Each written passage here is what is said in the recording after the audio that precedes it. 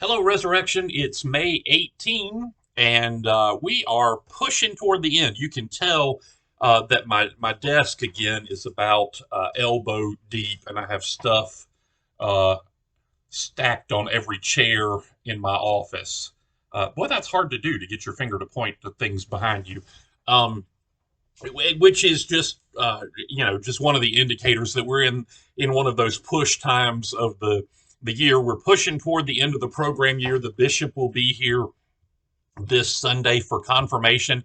We've got a good confirmation class. I'm so grateful to Elizabeth Nash for doing if you have never seen Elizabeth do her thing, it is quite impressive.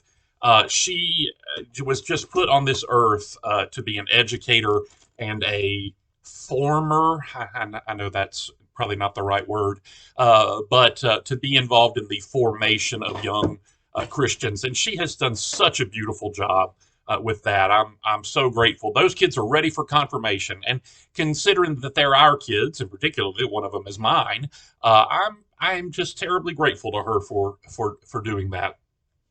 We're pushing on, coming coming off of our pandemic, and at the end of the school year, we are not as active in a social aspect, or maybe any aspect, as we were before the pandemic, and it has taken me a while to get focused on that, to get all of the balls back up into the air, all of the events planned, and get some things going.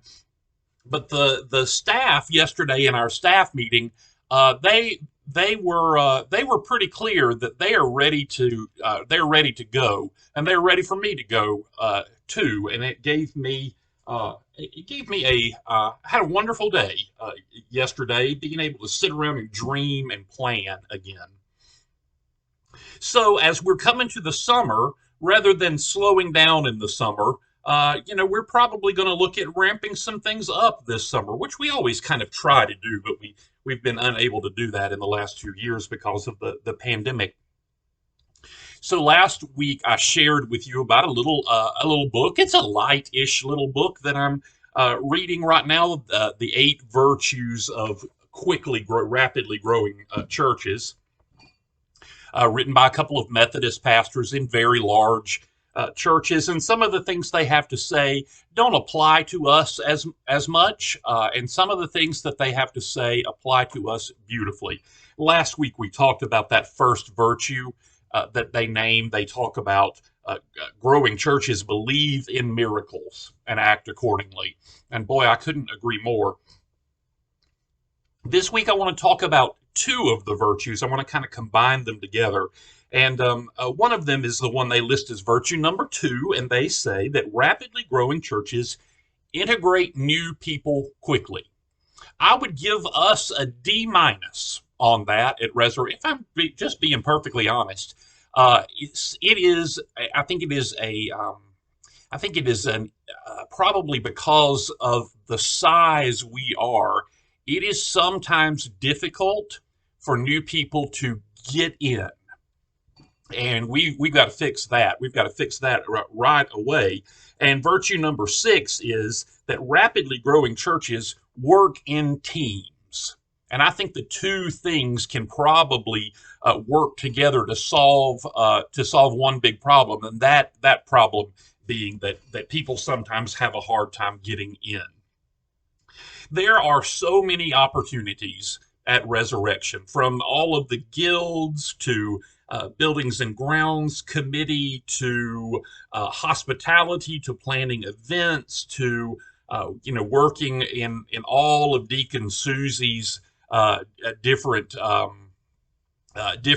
endeavors that are just kind of the heartbeat of what we do as Christians by feeding the poor and clothing the naked, reaching out to those who need somebody to reach out to. That there's no reason that everybody shouldn't have a place. Everybody should not have a job, especially if you want one. If you want one, my goodness gracious, we've got plenty to do. And if you're having trouble getting in, that's not your fault.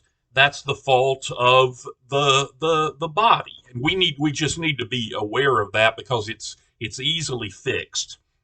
So The day that we normally wind down for the summer, which is Pentecost Sunday, we all come together. We have our big Pentecost potluck lunch. It's always a lot of fun.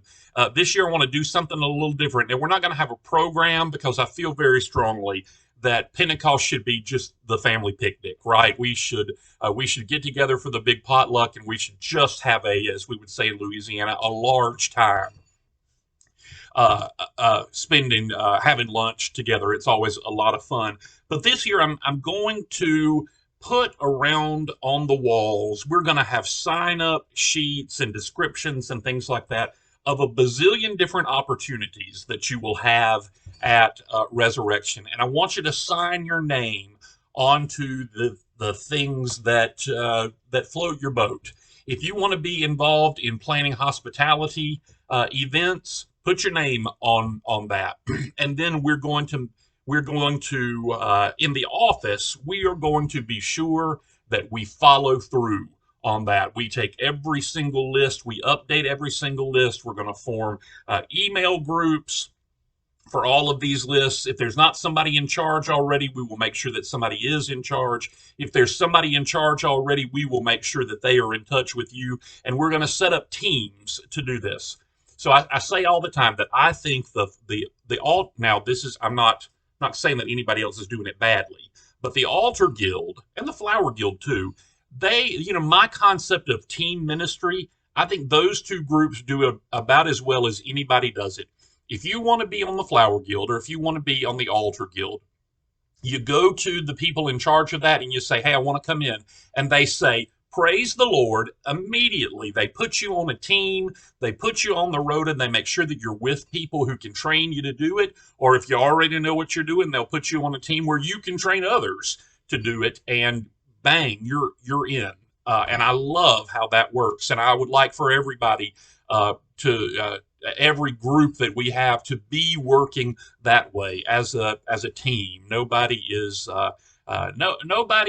alone in their territory. We all share our territory at Church of the Resurrection. So as some of our programming winds down for the summer, our other things are going to ramp up this summer. We'll use the summer to work out the kinks and all of our different guilds and committees and groups and teams, and we will get those up and running and be ready to really hit the gas come the fall. I'm looking forward to that. I'm energized about that. I think the staff is too after the talks we had yesterday. Really, really good talks about getting the teams nailed down, making sure people know exactly what the teams are and what they do, good descriptions of those, and bringing people in and incorporating them, sharing our own territory, which is one of the things that I worry about the most in churches our size, not just ours.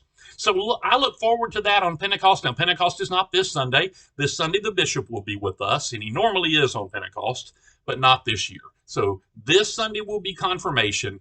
The Pentecost potluck will be one service on June the 5th, 10:30, and then we'll have lunch immediately after that. We've got just a few more weeks. Teachers and students, I know you are just running with your hair on fire right now. I wish you good luck in your exams and in finishing the year strong. I'm praying for all of you, and I'll see you very, very soon.